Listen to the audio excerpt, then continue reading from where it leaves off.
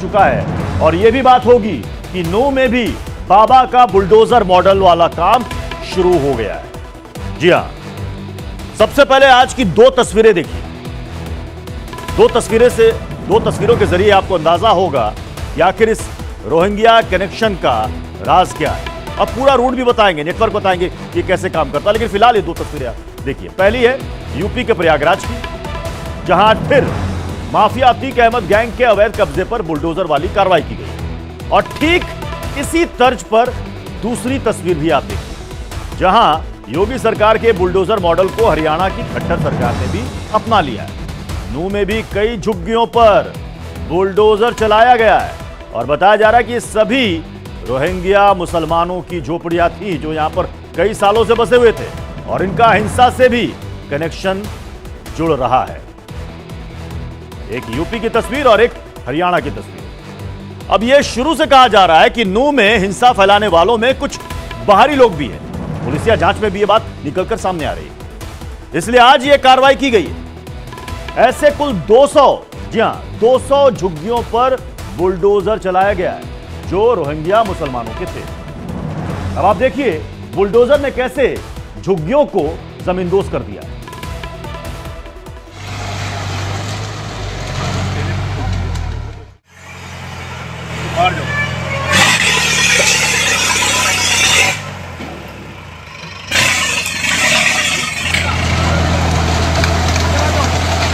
Police के मुताबिक जिन पर एक्शन हुआ वो सभी कंस्ट्रक्शन अवैध थे, इलीगल थे, जिनमें बांग्लादेशी रोहिंग्या अवैध तरीके से रह रहे थे। शुरुआती जांच में पता चला है कि यहां रहने वाले कुछ लोग हिंसा में भी शामिल थे। कुछ लोगों के नाम एफआईआर में भी है। एक्शन के दौरान भारी संख्या में पैरामिलिट्री फोर्स और पुलिस के जवान वहां पर मौजूद थे। बुलडोजर पर वार की नूंह से एक और तस्वीर भी आप देखिए। बुलडोजर वाले एक्शन के साथ साथ हरियाणा की खट्टर सरकार की बोली भी अब योगी सरकार वाली दिखाई दे रही। सुनिए आज अनिल विज ने क्या कहा। सारा जांच कर रहे हैं, जांच करने के बाद हम सबके सामने सब बात रखेंगे। अभी पुलिस कार्रवाई कर रही है तो 83 एफआईआर दर्ज हो चुकी हैं, 159 लोगों को गिरफ्तार किया जा चुका है और अभी ये कार्रवाई चल रही है। जो जिसने जहाँ किया है उसकी हम कार्रवाई। बांग्लादेशी कोई अब ये एक्शन, ये तेवर योगी सरकार से मिलते जुलते हैं। अपराधियों पर बुलडोजर चलाने की बात हो या फिर रोहिंग्या पर कार्रवाई, देखिए कैसे योगी सरकार एक्शन लेने में सभी राज्य सरकार से काफी आगे रहती है। कुछ दिनों पहले 24 जुलाई की बात है जब यूपी सरकार ने पश्चिमी यूपी में रोहिंग्या भगाओ ऑपरेशन चलाया था और इस काम में यूपी एटीएस खुद शामिल थी। जैसे ही रोहिंग्या घुसपैठिए की खुफिया जानकारी मिली, पुलिस के साथ मिलकर यूपी एटीएस ने कार्रवाई शुरू कर दी, यानी एक्शन शुरू कर दिया गया। अब यूपी के किन किन जिलों में यह एक्शन लिया गया था वो भी अब आपको दिखाते हैं। पश्चिमी यूपी के कुल 6 जिलों में योगी सरकार ने रोहिंग्या पर एक्शन लिया था। अब वो कौन कौन से 6 जिले थे वो भी अब आपको दिखाते हैं, देखते जाइए आप। मथुरा, गाजियाबाद, अलीगढ़, हापुड़, मेरठ और सहारनपुर जिलों में ताबड़तोड़ छापेमारी हुई और पहचान छिपाकर यहां पर रह रहे रोहिंग्या मुसलमानों के खिलाफ धरपकड़ अभियान भी चलाया गया था। कुल 74 रोहिंग्या घुसपैठियों को इस दौरान पकड़ा गया था। ये सारे के सारे पश्चिमी यूपी बेल्ट के हैं। मथुरा से 31 रोहिंग्या को पकड़ा गया था। इसके बाद अलीगढ़ से 17 लोग पकड़े गए और ये बहुत ज्यादा पुरानी बात नहीं है। अब आपको दिखाते हैं हरियाणा या यूपी ही नहीं, रोहिंग्या पूरे देश में फैले हुए हैं। जी हां, ये सिर्फ 2 राज्यों की बात नहीं है। कुछ दिनों पहले ही असम के मुख्यमंत्री हेमंता बिस्वा शर्मा ने रोहिंग्या घुसपैठिए को लेकर चिंता जाहिर की थी और पूरे देश को आगाह किया था कि कैसे रोहिंग्या देश की सुरक्षा के लिए खतरनाक बनते जा रहे हैं, बहुत बड़ा खतरा बनते जा रहे हैं। हेमंता बिस्वा शर्मा ने पूरा रूट मैप बताया था कि कैसे रोहिंग्या बांग्लादेश या फिर म्यांमार से भारत में दाखिल होते हैं और कहां कहां पहुंचते हैं। हम आपको वो पूरा रूट मैप आपको दिखाते हैं जिससे आप समझेंगे। हेमंता बिस्वा शर्मा के मुताबिक रोहिंग्या को भारत में लाने के लिए दलालों का एक पूरा नेटवर्क काम करता है, जो सबसे पहले उन्हें बांग्लादेश और म्यांमार के बॉर्डर से सटे त्रिपुरा राज्य में एंटर कराता है, यानी वहीं से इनकी एंट्री होती है। फिर करीमगंज होते हुए असम पहुंचाता है। हालांकि हेमंता बिस्वा शर्मा के मुताबिक वो लोग असम में रुकते या फिर बसते नहीं हैं, बस एक कॉरिडोर के तौर पर इस्तेमाल करते हैं और फिर आगे बढ़ जाते हैं। असम से निकलने के बाद रोहिंग्या घुसपैठिए बंगाल होते हुए बिहार पहुंचते हैं और फिर बिहार होते हुए उत्तर प्रदेश और कुछ लोग दिल्ली के करीब पश्चिमी यूपी के जिलों में बस जाते हैं, तो कुछ दिल्ली के भीतर पहुंच जाते हैं। दिल्ली होते हुए घुसपैठिए जम्मू कश्मीर तक पहुंच जाते हैं। आपने देखा रूट, म्यांमार, त्रिपुरा और त्रिपुरा से होते हुए कहां, जम्मू कश्मीर। यह पूरा नेटवर्क है, कैसे यह काम करता है।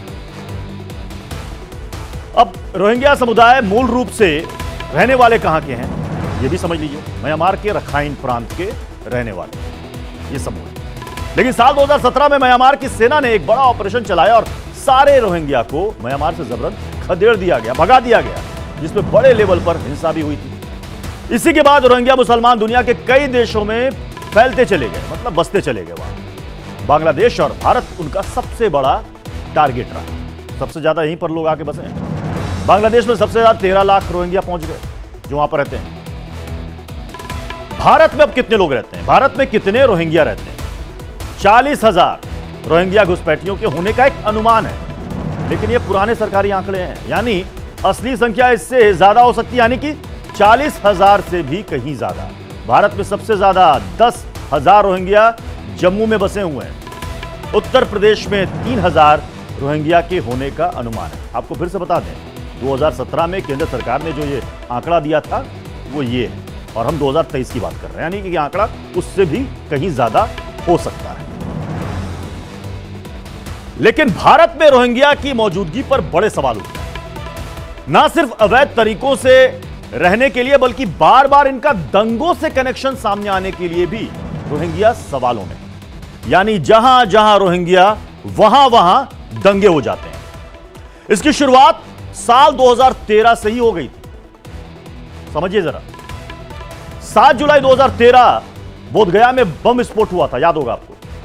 रोहिंग्या के हाथ होने का आरोप लगा था। अक्टूबर 2014 में पश्चिम बंगाल के बर्धमान में धमाका हुआ, विस्फोट के पीछे रोहिंग्या का नाम सामने आया।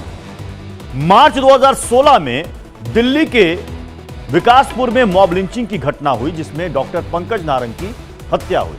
उस केस में भी रोहिंग्या और अवैध बांग्लादेशियों पर आरोप लगे थे। अप्रैल 2020 में दिल्ली के जाफराबाद में सीए के विरोध में हिंसा हुई, रोहिंग्या मुसलमान भी उसमें शामिल थे।